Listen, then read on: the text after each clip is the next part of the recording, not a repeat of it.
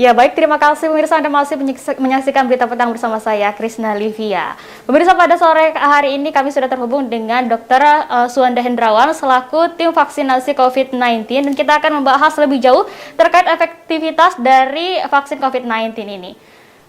Halo, selamat sore dokter. Selamat sore Mbak. Ya, baik dok, tadi pagi Presiden Joko Widodo mendapatkan vaksinasi dosis kedua. Kenapa vaksin jenis ini harus dilakukan sebanyak 2 kali, dok? Vaksin COVID-19 ini yang kita sekarang adalah vaksin Sinovac, itu harus dilakukan 2 kali agar dapat memastikan vaksin tersebut efektif dalam membentuk antibodi. Kenapa demikian? Dengan pemberian dosis yang kedua, berarti memperbesar kemungkinan sistem imun tubuh untuk mempelajari virus dan mencari cara menangkal infeksi berikutnya. Sebab sistem imun perlu waktu lewat paparan yang lebih lama untuk mengetahui bagaimana cara efektif melawan virus. Jadi vaksin membantu sistem imun lebih dulu memicu produksi antibodi secara spesifik agar lebih siap ketika virus asli masuk. Demikian, Mbak. Ya, lalu dok, adakah efek samping yang mungkin dirasakan setelah menerima vaksin jenis ini? Efek samping ini hampir sama dengan vaksin yang lainnya ya, yaitu bahwa ada secara reaksi secara lokal, ada juga dengan reaksi secara sistemik ya. Kalau secara lokal itu nyeri atau bengkak pada tempat suntikan, ada kemerahan. Lalu untuk reaksi secara sistemik itu bisa timbul demam atau pusing. Ya, baik dok, untuk antibodi sendiri yang dihasilkan oleh vaksin COVID-19 itu kira-kira kapan akan mulai terbentuknya setelah disuntikan? Antibodi ini akan terbentuk setelah 14 hari suntikan yang kedua. Jadi setelah suntikan kedua, 14 hari ke depannya, itu akan terbentuk antibodinya. Ya, dokter, seberapa efektifkah sebenarnya vaksin ini untuk mencegah virus COVID-19? Karena dalam beberapa kasus, pasien dinyatakan positif padahal telah disuntik vaksin, dok. Mbak Krisna, tidak ada jaminan 100% setelah divaksin COVID-19 ini akan terbebas dari COVID-19 ya. Tetapi setelah divaksin tetap harus menjalankan protokol yang 4M itu ya. Jadi tetap harus menjalankan protokol kesehatan. Nah, pada kasus berita-berita terakhir ini timbul kasus positif setelah divaksin.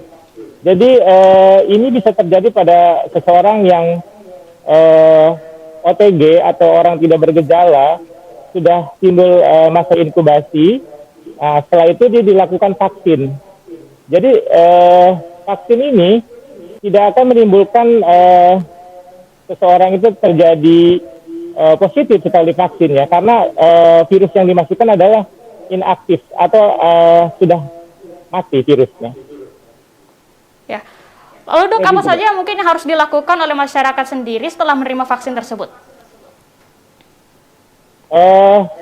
Setelah dilakukan vaksin, itu sebenarnya pada waktu pelaksanaannya, itu ada meja pertama, meja kedua, ketiga, dan keempat, di mana di meja keempat itu sudah dilakukan observasi selama 30 menit, itu untuk menghindari terjadinya KIPI, kejadian ikutan pasca imunisasi.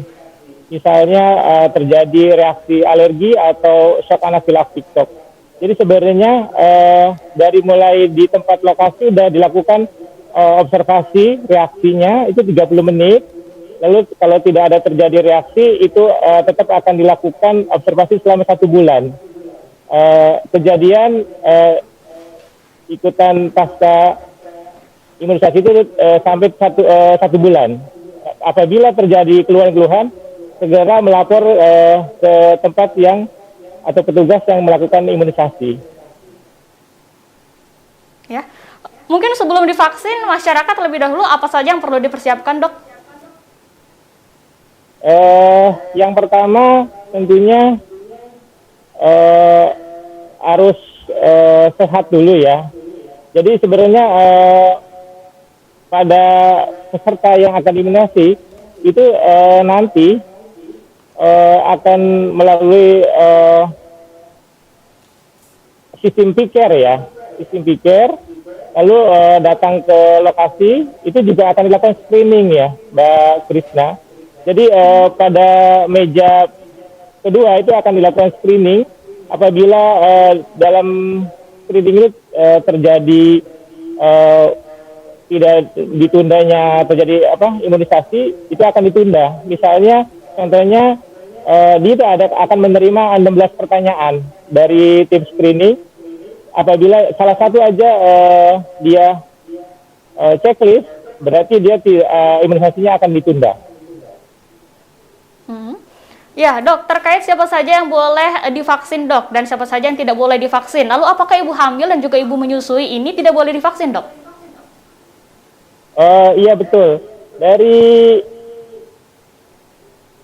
Itu dari rekomendasi dari PAPDI ya. Itu ada kriteria inklusi, itu kriteria yang dibolehkan untuk vaksin, dan juga ada kriteria eksklusi yang tidak boleh divaksin. Yang kriteria inklusi yaitu dewasa, sehat, usia 18 sampai 59 tahun, lalu dia peserta menerima penjelasan dan mendatangi surat persetujuan, lalu peserta menyetujui mengikuti aturan dan jadwal imunisasi. Lalu yang kriteria eksklusi atau yang tidak menerima vaksin atau ditunda, itu ada beberapa hal yang menyangkut. Yang pertama adalah pernah terkonfirmasi atau terdiagnosa COVID-19, itu tidak menerima vaksin untuk yang sekarang. Lalu dia ada demam 37,5, atau ada juga gejala ISPA seperti batuk, pilek, itu tidak akan dilakukan vaksin, artinya ditunda dulu. Lalu pertanyaan tadi, apakah ibu hamil, menyusui atau berencana hamil dalam 3 bulan ke depan, itu tidak dilakukan imunisasi dulu. Lalu ada kelompok penyakit kronis yang belum terkendali. Ini tentunya harus dalam pengawasan dokter spesialis yang menyatakan bahwa dia itu layak atau tidak untuk imunisasi. Lalu ada penyakit autoimun. Autoimun itu contohnya seperti penyakit lupus, lalu juga mungkin HIV. Lalu kelompok yang mendapat obat penurunan kekebalan tubuh, contohnya seperti kanker. Ada juga penentuan layak atau tidaknya oleh dokter, itu beberapa penyakit seperti sedang melakukan cuci darah, lalu ada penyakit jantung. Nah, itu beberapa orang yang memang tidak mendapatkan vaksinasi. Ya, baik Dok, untuk menurut dokter sendiri, apakah vaksin COVID-19 ini memang menjadi solusi di masa pandemi seperti kali ini? Ya, tujuan dari diadakannya imunisasi vaksin COVID-19 ini yaitu untuk membentuk herd immunity. Apa itu herd immunity? Adalah kekebalan kelompok atau kekebalan di masyarakat. Menurut perhitungan itu herd immunity akan terbentuk sebanyak 70% masyarakat yang diimunisasi. Jadi dengan terbentuknya herd immunity ini akan menjadi solusi bahwa dapat mengurangi angka kesakitan dan angka kematian. Tetapi tetap aja dengan adanya vaksin tidak menutup kemungkinan bahwa protokol kesehatan tetap harus dijalankan, Mbak Krisna. Iya. Baik Dok, kita masuk ke pertanyaan terakhir, di mana saat ini kita ketahui bahwasanya masih banyak warga yang ragu untuk divaksin. Tolong berikan saran dan juga masukan kepada warga agar tidak dihantui dengan rasa ragu tersebut, Dok. Baik, Mbak Krisna, buat masyarakat, vaksin COVID-19 ini, di sini ada vaksin Sinovac, sudah diuji kelayakan, uji klinis yang ketiga, itu juga sudah dinyatakan aman. Lalu dari Badan MUI juga sudah dinyatakan halal. Jadi buat masyarakat sudah tidak usah ragu lagi bahwa vaksin ini adalah cukup aman. Jadi solusi buat mengatasi pandemik ini dengan vaksin Sinovac. Jadi sudah tidak ada keraguan lagi buat masyarakat untuk dilakukan vaksin. Terima kasih Mbak Krisna. Ya, terima kasih banyak dokter untuk waktunya pada sore hari ini. Terima kasih Mbak Krisna.